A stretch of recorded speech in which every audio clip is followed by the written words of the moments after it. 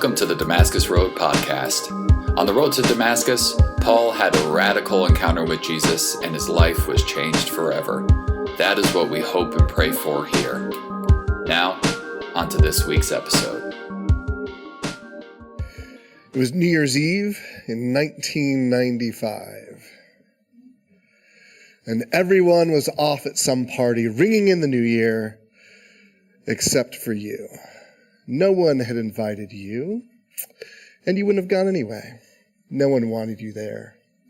So instead, you were walking the dark streets looking for the perfect house, the perfect dark, empty, but still worth robbing house. And then you found it. No car in the garage or driveway, no light on, and you went in to change your life. Now, Frances had gone to bed early on New Year's Eve. She was 76 after all. The years of staying up until midnight were long gone. Her 3 children were grown, and her grandchildren were the joy of her life. You need your rest if you are going to run around with kids on New Year's Day, she thought to herself before turning in. Thankfully, she fell asleep easily, looking forward to her son picking her up in the morning, as she had stopped driving years ago. Frances had been asleep for a few hours when she woke up to a noise and slowly got out of bed to investigate. It was probably nothing, but just outside of her bedroom, she startled a man as he was taking items from one of her shelves. She looked at him, at her memories in one of his hands, and a crowbar in his other hand, and he bludgeoned her to death. After killing Frances, he ran through the house and broke every mirror, shattering the glass the way he shattered her family's lives. Now, this is not just a story. This really happened in Knoxville, Tennessee, 30 years ago. Now, if you'd read the newspaper the next day and you'd seen the report of this crime, how would you have felt? What would have gone through your mind? I know for me, I probably would have paused for a moment and maybe been slightly sad, maybe said a prayer, but I'd move on with my day, which is normal when the tragedy is distant from you, when it's impersonal. But how would you have felt if Frances had been your neighbor on that street? Or if she'd been a member of your church because she was a church-going woman? How would you have felt if Frances was your sister, or your aunt, or your mother, or grandmother that New Year's Day? And this is when a story becomes more than a story. It becomes a devastating reality. And the question that we're trying to grapple with in this new series is, how do we forgive, really forgive something as terrible as this? Do you think that you could forgive someone who murdered your sister or aunt or mother? Or is that simply unforgivable? We live in a hurting world, and we are hurting people. Hurting is natural. Forgiveness is supernatural. Jesus invites us, implores us, calls us to become forgiving people. But how do we actually do it? How can we experience this supernatural gift and actually forgive, especially the hardest things in life? In this series, Reaching for Forgiveness, over the next 5 weeks, we're going to work through a 5-step process to forgive, developed by the foremost researcher on forgiveness, Dr. Everett Worthington, a clinical psychologist and professor at Virginia Commonwealth University, who also happens to be a follower of Jesus. We want to help you practically learn how to forgive, because this is at the heart of following Jesus. You are forgiven, and forgiven people forgive people. But it's not natural, and we need to learn and practice, and let the Holy Spirit give us the supernatural ability to forgive as we've been forgiven. We'll use Everett Worthington's research, the words of Jesus, and the story of Joseph as our guide today and throughout the whole series. Because all of us struggle to forgive. It can easily find ourselves in the descent into unforgiveness. that Megan unpacked in our last series. If you haven't listened to it, if you weren't here, I encourage you to go back on the Damascus Road podcast and check it out. It's called I'm the Problem, It's Me, on November 10th from our Bad Blood series, which you can find on our website or on your podcast platform of choice. But here's the quick summary of the descent into unforgiveness that we're trying to reverse. It starts with a transgression. There's some sort of hurt, which is normal. But then we get to perception. I tell a story about that pain, about what was done to me, and about the person who did it. Then there's the sensation. I feel betrayed, angry, afraid, offended, unloved. And then we reach rumination. I rehearse the hurt. I keep telling myself that story, and it expands and becomes worse and worse. And I'm the victim, and they're the villain. And that's the whole of them. And then it distills in us, and we grow bitter. This is the descent into unforgiveness, and we lose relationships, we lose parts of ourselves, and we're bitter and angry because of that thing or that person that has happened to us. Now, there are two types of forgiveness if we want to reverse this direction that we can experience. The first is called decisional forgiveness. Now, decisional forgiveness is a complete decision to forgive. It's when you decide not to pay back the hurt with another hurt, but you plan to treat the other person as someone that you appreciate, as someone made in God's image. And decisional forgiveness is something we can choose as an act of our will. In fact, I think probably many of us have done this in our life. Maybe in the last series, I think last time I spoke about this, one of the options I said is, like, today I will decide that I will be someone who forgives. So maybe you've tried that. You've said, I will do this. I want to follow the way of Jesus in this way. I want to be a forgiver, which is a really important step. But the challenge that we have, especially with the hardest things, especially when we've gone through the descent into unforgiveness, isn't primarily decisional forgiveness. It's emotional forgiveness. Emotional forgiveness is replacing negative, unforgiving emotions with more positive emotions towards the wrongdoer. Because we can decide to forgive, but the emotional change is often where we struggle, and that can take years to actually experience. Even if you wanted to forgive Francis's murderer, if you were a family member, how do you actually feel like you've forgiven internally and not still be wrapped in bitterness and anger over that event? The Reach Forgiveness model is designed to help you experience emotional forgiveness as well as decisional forgiveness. And as I said, this was developed by Dr. Everett Worthington. So the process can be remembered with a really easy acronym that we just said, REACH. That's why our series is called Reaching Forgiveness. I'm going to walk through it, and then we're going to unpack the first step. So the first is you recall the hurt, you remember. And this is what we're going to unpack today. How can we remember the hurt accurately? How can we recall it differently, not with speculation or mind reading, not with vitriol and pain that we so easily choose in the descent into unforgiveness, not with the story we tell ourselves that magnifies. How can we actually recount the event honestly and objectively so that we can move to step 2, which is empathize. Instead of telling ourselves a story about how terrible they are and how much they hurt you, we instead choose empathy, not to justify or excuse, but simply to recognize that they are human. And I might be able to imagine what they were thinking about and begin to see it from their perspective in a small way. We use our imaginations and we tell a kinder story. We've hurt other people. What was happening in us when we did that?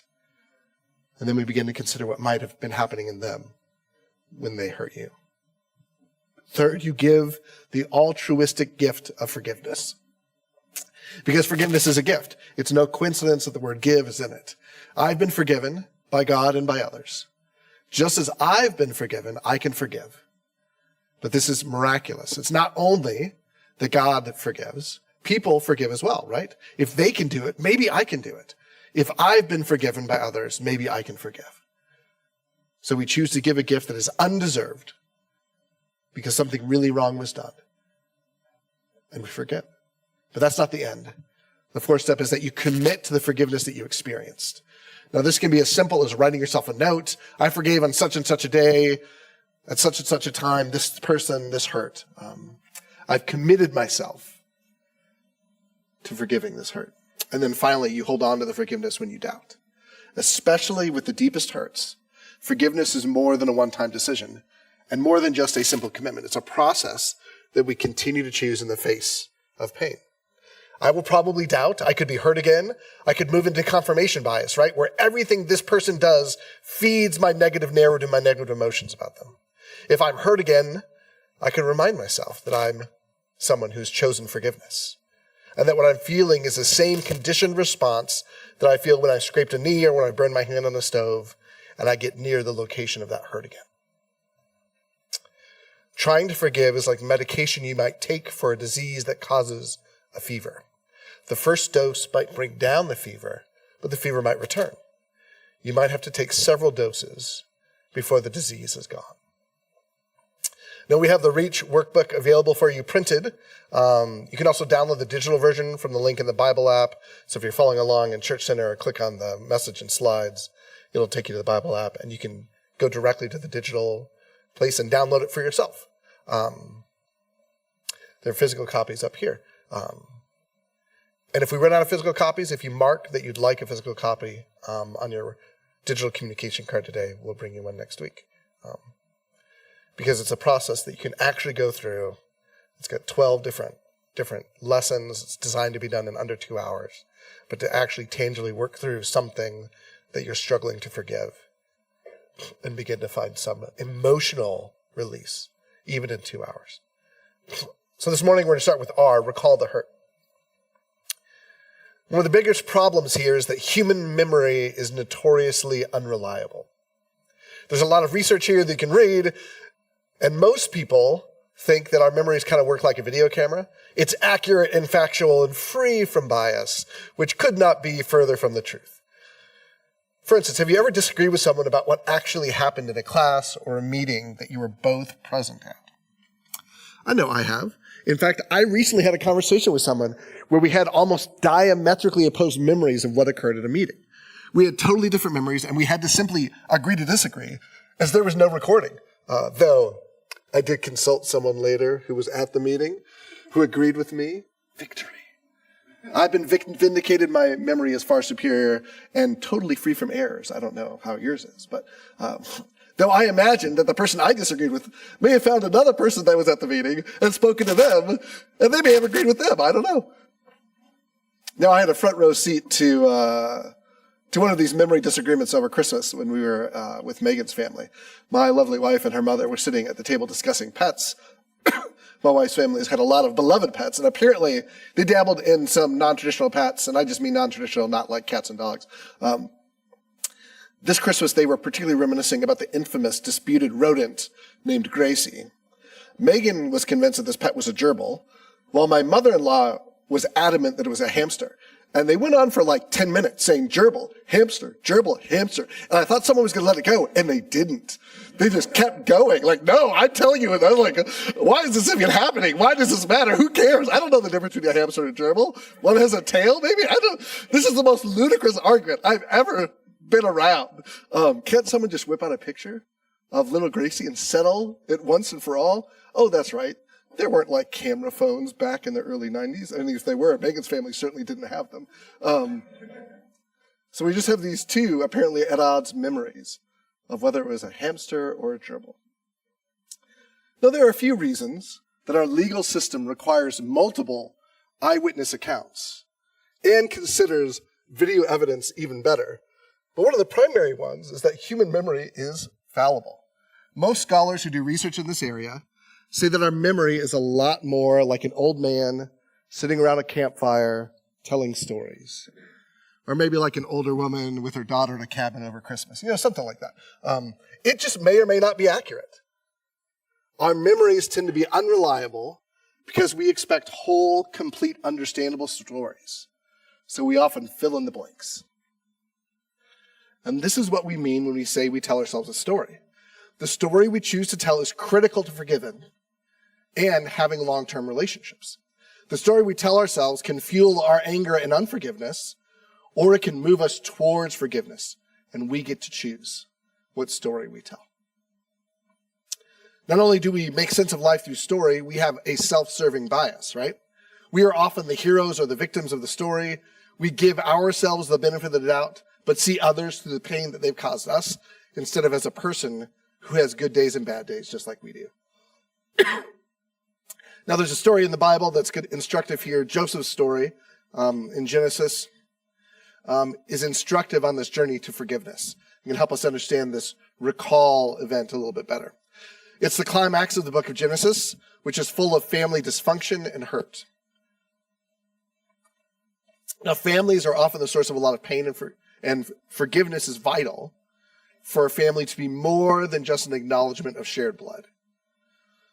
Joseph starts out in the story extremely immature and experiences great tragedy, but is still able to become and grow into a healthy, spiritually mature person who can forgive the pain that he's experienced, just like we want to. So we're going to start at the beginning, and throughout this whole series, we'll get to the end. So we're not going real far today. We're going to start in chapter 37 of Genesis, when Joseph is 17 years old. Do you remember being 17? Just keep that in your head. Joseph does some dumb 17-year-old things. This is the account of Jacob and his family. When Joseph was 17 years old, he often tended his father's flocks. He worked for his half-brothers, the sons of his father's wives, Bilhah and Zilpah. But Joseph reported to his father some of the bad things his brothers were doing. So we learned some important things right off the bat, right? Joseph's family is not free from drama. In fact, he's part of a blended family. His father Jacob had 2 wives and then 2 concubines as well as children from all 4 of those women. So talk about conflict and complication. And Joseph is the youngest son, and he's working with his half-brothers. But he did more than work for them. He reported on them to his father. Now, I know that it's hard to be the youngest, but being a tattletale on your older brothers isn't going to make life much easier. The text tells us who the mothers of his brothers were, and this is important to pay attention to. The Bible rarely includes irrelevant details. So if you remember, we're going to try and dredge up our memory of Joseph's story. If you don't know it, it's crazy. Check it out. His father Jacob was deceived by his father-in-law, Jethro, into marrying his older daughter, Leah, as well as the younger daughter, Rachel, that he actually loved. He thought he had agreement to marry Rachel. Jethro pulled a switch, which I'm not sure how that happened, but it was the beginning of great pain and competition between these 2 wives. There's a reason that there's no positive depiction of polygamy in the Bible. It does not lead to flourishing. And this competition extends to 2 of their servants, Bilhah and Zilpah. Joseph is the only son of the beloved wife, Rachel. And he's tattling on his older brothers that were the sons of the servants, the lowest status brothers, the most vulnerable. And he doesn't talk to his brothers directly about it, that we are told. Instead, he goes to his father and he throws them under the bus, or maybe under the camel caravan in the ancient Near East. Let's keep reading. Thanks for chuckling at that just a little bit. That's sweet of you. I appreciate it. I'm trying. Brad's real skeptical, but I'm just going to keep going. Jacob loved Joseph more than any of his other children because Joseph had been born to him in his old age. So one day Jacob had a special gift made for Joseph, a beautiful robe. But his brothers hated Joseph because their father loved him more than the rest of them. They couldn't say a kind word to him. Now, just a little hint for future parents. Playing favorites with your children is not a great move. But this isn't new for Joseph's family. Favoritism is a theme that runs all through Genesis and the Bible, and it does incredible damage. His father Jacob and was his grandmother Rebekah's favorite, and his dad's brother Esau, or his brother Esau was Isaac's favorite, right? Which led to all sorts of grief. And here Jacob is repeating the mistake of his family in showing favoritism to Joseph. Joseph's the youngest, right? He's the only son of the wife that Jacob loves the most. And then Jacob makes it worse by giving him the coat of many colors, right? The Technicolor dream coat, if we want to go musical on it. And it's the beautiful robe that this translation calls it. Now, the only other time that this term for this type of robe is used in the Bible is used to refer to royalty. So this is not just favoritism, but it probably indicates that Joseph is the probable heir and future patriarch, passing over all of his older brothers. When the brothers saw that Joseph was loved more than them, they hated him. Now, if we pause and think, who had they actually been hurt by? They've been hurt by their father. But they feel hatred for their brother because they can't express hostility toward Jacob without facing greater rejection and alienation. So they target Joseph, and Joseph was an easy target. Not just younger, but uniquely unaware or callous to how his actions impacted his brothers. He was the golden child, the cherished one, the beloved boy, and they were not. So it was easy for them to tell themselves a terrible story about Joseph. And they descend into unforgiveness. And the reality is what goes on in our hearts, the stories we're telling ourselves, the emotions that we're feeling, it comes out of our mouths. It always does, Jesus says. From the overflow of the mouth, or from the overflow of the heart, the mouth speaks. And they cannot speak a kind word. There's a whole other story happening. And Joseph either doesn't know or doesn't care, because Joseph's actions only make it worse, and his brothers hated him more and more until they had to act. Joseph makes it hard. One night, Joseph had a dream, and when he told his brothers about it, they hated him more than ever. Listen to this dream, he said. We were out in the field tying up bundles of grain. Suddenly my bundle stood up, and your bundles all gathered around and bowed low before mine. His brothers responded, so you think you will be our king, do you? Do you actually think you will reign over us? And they hated him all the more because of his dreams and the way he talked about them. Joseph had a dream, and he couldn't help but share it. He's the younger brother. The dream led to more hate and vitriol.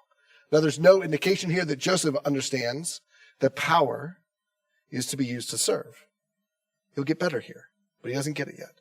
Remember how we talked about power, the theology of power in our series in the fall? Jesus explains that the use of power in his community for his followers, after two brothers, James and John, had expressed their desire to hold the highest positions of leadership among the 12 disciples, Jesus said it this way: you know that the rulers of this world lord it over their people, and officials flaunt their authority over those under him. But among you it will be different. Whoever wants to be a leader among you must be your servant. Whoever wants to be first among you must become your slave. For even the Son of Man did not come to be served, but to serve, and to give his life as a ransom for many. Joseph has a lot to learn. He's got a long way to go. And he is certainly part of the problem. He is arrogant and naive and totally unaware of how the brothers feel about him, and how sharing his dreams are only going to make it worse. Now, if Joseph could enter into the world of others, if he could see things from his brother's perspective, he might understand how they view him and how he's contributing to the problem. Maybe if Joseph didn't need affirmation and attention, maybe he wouldn't have shared his dreams in the first place. But Joseph is young and foolish, and he has another dream. And this time he tells his father too, not just his brothers. Soon Joseph had another dream, and again he told his brothers about it. Listen, I've had another dream, he said. The sun, moon, and 11 stars bowed low before me. This time he told the dream to his father as well as to his brothers, but his father scolded him. What kind of dream is that, he asked. Will your mother and I and your brothers actually come and bow to the ground before you? But while his brothers were jealous of Joseph, his father wondered what the dreams meant. So finally we see Jacob stepping in and fathering in some way here. He rebukes Joseph because this time he's included in the group that's bowing down. Perhaps it wasn't serious enough before. And the reality is that Jacob isn't helping the problem, right? He's the one who initially hurt the brothers by having a favorite. And the rejection of a father, or recognizing that you are not loved in the same way as a sibling, can be deeply painful. But Jacob is not a safe target for the pain of those brothers. So the brothers are jealous of Joseph, and they live with it every day. And resentment and hatred grew, and they tell themselves a story. And now, not just the favoritism of their father, but the way Joseph rubs their face in it becomes a part of that story. And then Jacob makes a critical error, which leads to years and years of pain and estrangement.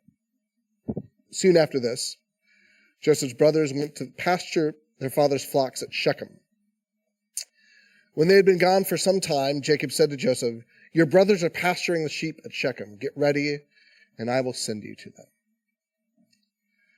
So Jacob sends Joseph to check in on his brothers at Shechem, right? The favorite son, known for being a tattletale, is sent to check on his brothers again. This probably isn't going to go well. Again, notice the relevant detail. His brothers are in Shechem. This isn't just interesting. This isn't just geography. There's a reason the Bible tells us this. Jacob and his family do not have a good reputation in Shechem. Again, this is the craziness of Genesis. Because earlier in Genesis, Jacob's daughter Dinah was violated in Shechem. And two of her brothers, Simeon and Levi, fool the men of Shechem and kill them while they are recovering from the circumcision that Simeon and Levi had required them to do to join the family. So instead of joining the family, they were circumcised and murdered. So this is where the brothers are. They're back in Shechem. This is a recipe for disaster. Jacob is so clueless as a father that even though his sons hate Joseph, he sent him into great harm. And we read that Joseph wears the coat of many colors, continuing to rub the favoritism in his brothers' faces. When Joseph's brothers saw him coming, they recognized him in the distance, probably because of the coat, right? And as he approached, they made plans to kill him. "Here comes the dreamer," they said. "Come on, let's kill him and throw him into one of those cisterns. We can tell our father a wild animal has eaten him. Then we'll see what becomes of his dreams." So when they finally see Joseph coming, they say, "Here comes the dreamer." They've othered him. They don't use his name. They don't claim kinship. They've dehumanized Joseph, and he is in trouble. Now, there's a whole other story, right, that's occurring below the surface that Joseph misses entirely. And it's the story that the brothers have been telling themselves. And while they are older and may have had more time to mature than Joseph, their actions are repulsive. Because let's be honest, it's pretty easy to say, they're the younger sibling. This isn't shocking. They need to grow up a little bit. But it doesn't have to be bad, right? I have a younger brother. You don't wake up one day, not this one. We had a much younger brother. He was a younger brother. What do you expect? And the reality is, maybe you do. I don't. You don't wake up one day and consider killing a brother. That's not a normal thing out of nowhere. Murder is what I'm thinking about today. What happens is it's this descent into unforgiveness, where anger and bitterness and pain have taken root, where the story gets rehearsed and you ruminate on it over and over again, so that all of a sudden this seems like a good idea. It seems like it might make you happy, or at the very least, it will remove the pain. Their hatred of Joseph and their bitterness over their father's favoritism grows to the point that they consider killing Joseph.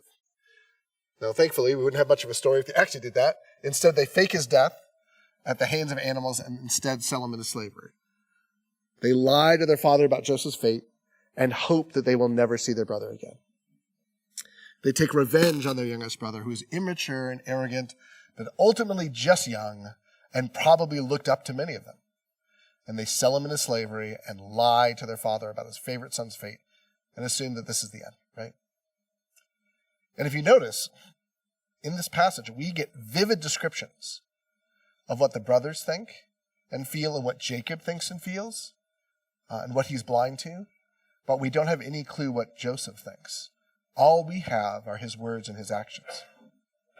He does not notice or does not care what is happening with his brothers, how they think and feel about him, and how his actions are contributing to the problem. Now imagine Joseph's situation for a moment. He lost his family, his home, his culture, his language, his freedom, and his future, all in one day. And it's horrible.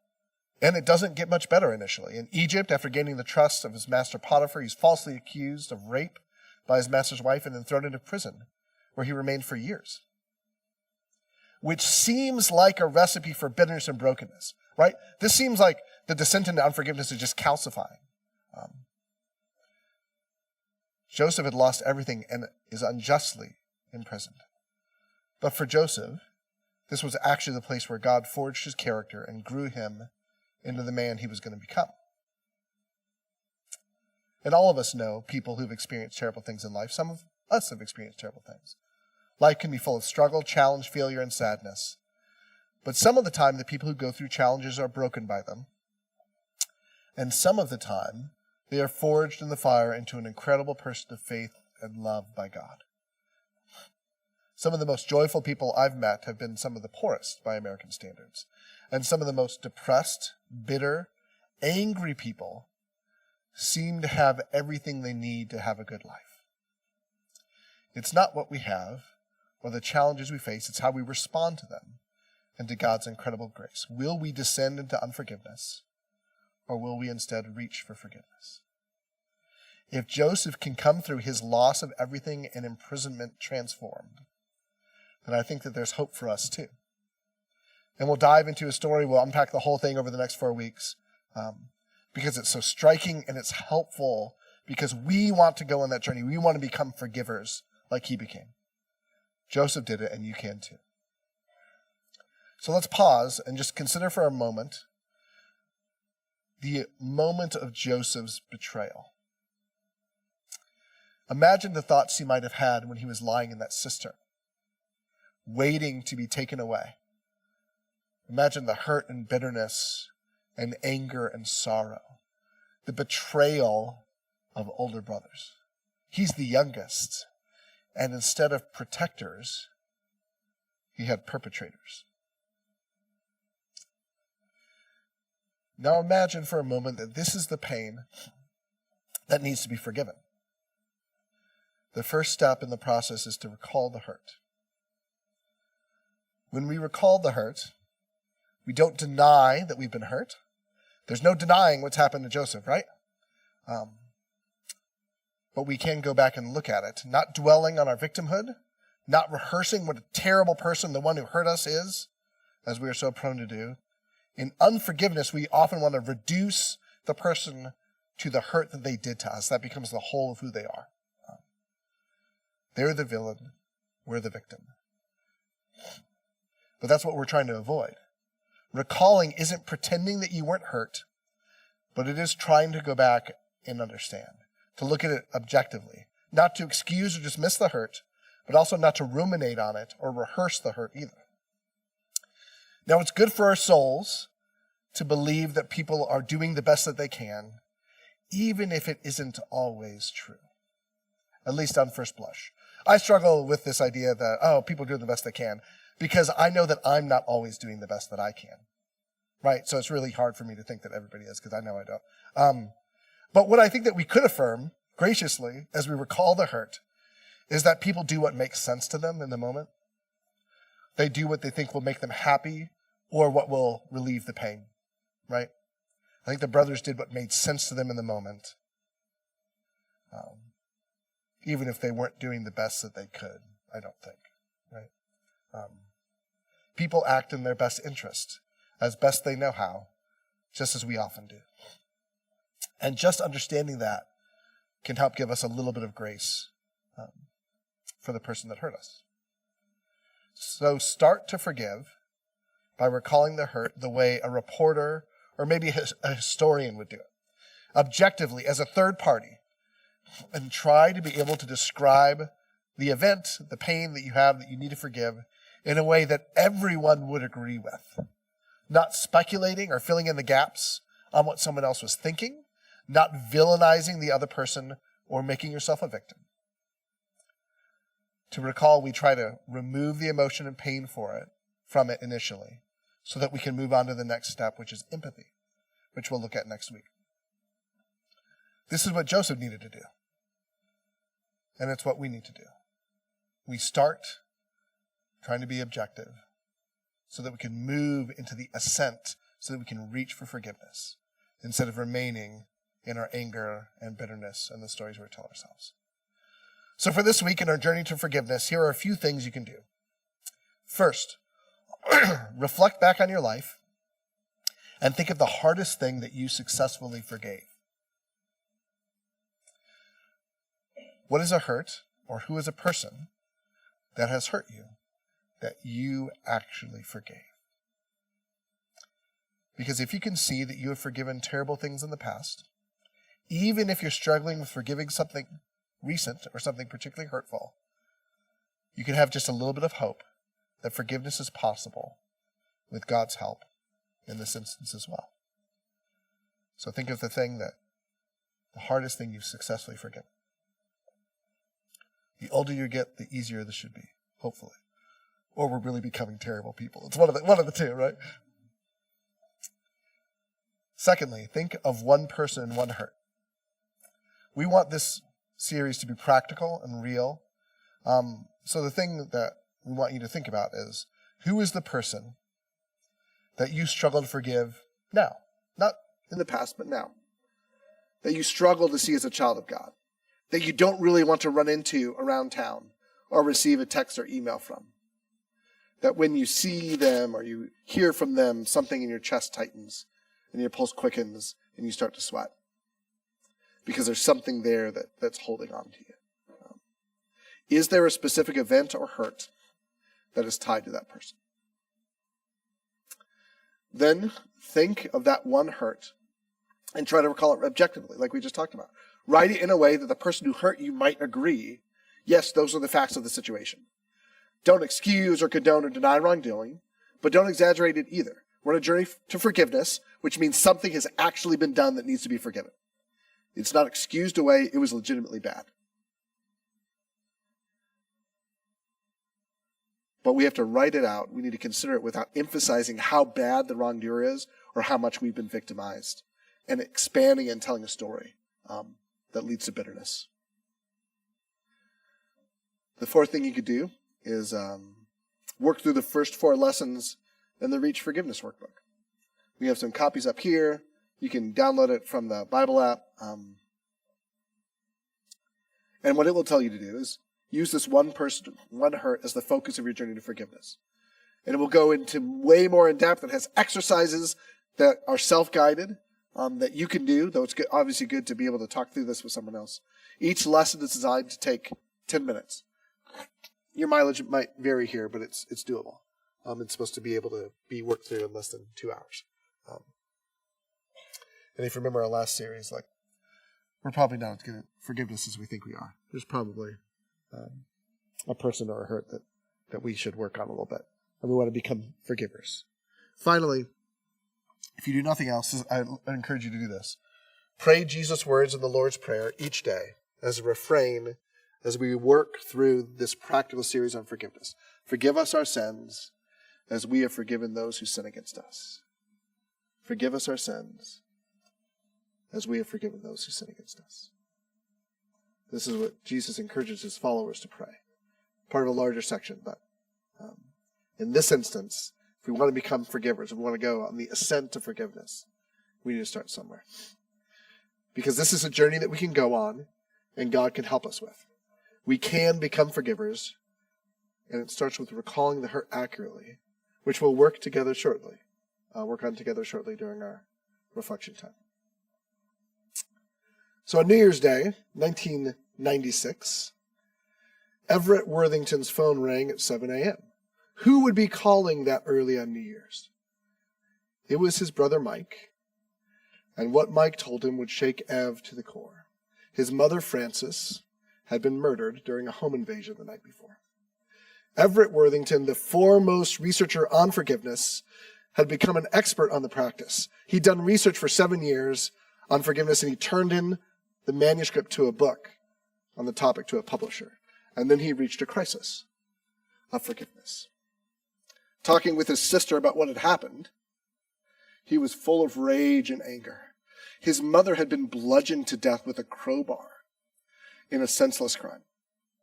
The future that he'd imagined with her spending time with his children and grandchildren, the joy and the memories that he hoped would be there were erased in a moment. And as he talked to his sister, he noticed that there was a bat in the room, and he pointed to it and said, if he was here, I would take that bat and I would kill him right now. And that night, Ev walked back and forth in the bedroom he was staying in for 4 hours, unable to sleep, raging about the crime and the loss of his mother. At about 3 a.m., he finally stopped and said to himself, I need to do something more productive than walk back and forth. So he sat down to write a eulogy for his mother. And in doing that, it dawned on him, I'm a Christian and a forgiveness researcher, but I have not allowed myself to even think the word forgiveness in nearly 24 hours since I heard of her death. I really ought to think through this reach forgiveness model that we developed and at least consider the beginning of forgiveness. And as he worked through the model, he told a generous story about the thief. It was cold and dark. It was a perfect crime. I'll be rich. No one will know it was me. And then the house wasn't empty. The owner was home, and she was a little old lady. She's spoiling my perfect crime, and I'll probably go to jail now because she can recognize me. I've been seen. I've been found out. He was probably just a kid with poor impulse control, and he beats her to death to save himself from the consequences of his actions. So distraught over what he had done, he broke all the mirrors in the home. He couldn't bear to see himself. He tried to destroy every reflective surface because he couldn't look himself in the eye. This is what Everett says. So I thought about what he might have been thinking, and I remembered seeing that bat and saying I would beat him to death if he was there. I'm an adult, I'm a Christian, and I would deliberately kill him if he was here. And I thought, who has the darker heart? Whose heart was darker? Ev believes in that moment that his heart was darker than the guy with the impulse control problems, who was so distraught by his actions that he couldn't even look in a mirror, that he couldn't see any reflection of his face. He felt like his heart was darker than a young man with poor impulse control, who was scared and afraid and lashed out to try and prevent himself from going to jail, and ended up doing something much worse in the heat of the moment. If God can forgive me for the darkness in my heart, who am I to withhold forgiveness from this young man? So I was able to make the decision to forgive him and feel some amount of emotional relief, release, and peace. Ev told himself a better story, and he found a way to empathize with the young man, which Megan Stibbridge will talk more about next week. Ev was humble and aware enough to recognize that his own brokenness and his own darkness of heart. And he made a decision to forgive, even though the full emotional forgiveness was a much longer process. It began then. Now you might think, he's the forgiveness guy. He's an expert here. He's supposed to be good at this. He wrote a book. I'm just me. But Everett Worthington is just a man like many others who gets angry and gets hurt. He ruminates on pain. He tells himself negative stories. In fact, he says that the professor in college gave him a B in a class, and it took him 10 years to forgive him. Anybody like that? No? Forgiveness does not come easily to any of us. We live in a hurting world, and we are hurting people. Hurting is natural. Forgiveness is supernatural. God gave Ev a grace, a gift, a miraculous ability to forgive one of the most terrible events in his life that could happen to anyone. God gave Ev a grace, and he can give it to you. But even if it isn't quick or miraculously immediate, persevere in practicing forgiveness and let the Spirit transform you into a forgiving person as you work to forgive the small instances. That professor who gave you that B that one time, or worse. When you practice on the small things, it will make it easier to forgive the greater ones. Not just decisionally, but emotionally as well. And we're in this together. The next few weeks, we're going to dive deep together as a community. And God is with you. So lean into the family of God. Be inspired by Jesus' words on the cross. Father, forgive them, for they do not know what they are doing. He's telling a better story, right? And let the Spirit transform you into a forgiver. Let's pray. Heavenly Father, we love you, and we are not good at this. We're not good at seeing things from other people's perspectives. We're not good at giving others the benefit of the doubt. We're self-interested creatures who need to learn how to love and need to learn how to forgive. And we thank you that you took the move towards us, that you loved first, that you forgave first, and we desperately need that, Lord. So we ask for your help. Spirit, be with us. Empower us. Help us to resist the descent and instead reach for forgiveness that you say is possible. Thank you, Jesus, that you have forgiven us over and over again. Thank you that we are not the worst thing that we've ever done. Help us not to make others that either. We love you, Jesus. It's in your holy name I pray. Amen. Thank you for joining the Damascus Road podcast. Our mission is to follow Jesus together by being with God, loving everyone, transforming people, developing leaders, growing new ministries, and changing the world. You can find out more about us online at DamascusRoadTucson.com.